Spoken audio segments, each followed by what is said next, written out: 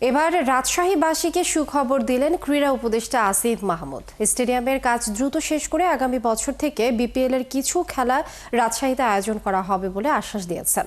শনিবার বিকালে রাজশাহী বিভাগীয় স্টেডিয়ামে জেলা ক্রিকেট দলের খেলোয়াড়দের মধ্যে একটি প্রীতি ম্যাচ অনুষ্ঠিত হয়, যেখানে প্রধান অতিথি হিসেবে উপস্থিত ছিলেন আসিফ মাহমুদ, সজীব ভুঁইয়া।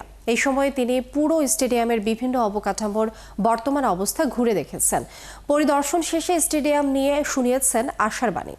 বিপিএল সহ ম্যাচগুলো হয়ে থাকে এবং এটাকে আমরা একটু ডিসেন্ট্রালাইজ করার জন্য ইতিমধ্যেই উত্তরবঙ্গের দিকে রাজশাহী স্টেডিয়াম এবং দক্ষিণবঙ্গের দিকে বরিশাল কিংবা খুলনা স্টেডিয়ামে সামনের বছর থেকেই বিপিএল আয়োজনের উদ্যোগ নিয়েছি। ইতিমধ্যেই আপনারা জানেন এখানে বিসিবির দায়িত্বশীলরা এসেছিলেন এবং ওনাদের থেকে এনএসসি ফিডব্যাক নেবে যে কী কী সংস্কার করার প্রয়োজন এবারের বিপিএল এখানে আয়োজন করার জন্য, এবং সে অনুযায়ী আমরা সংস্কার শেষে এবারে বিপিএলটাই আশা করি রাজশাহী স্টেডিয়ামে এবারে বিপিএল এর কয়েকটি ম্যাচ আয়োজন করতে পারবো।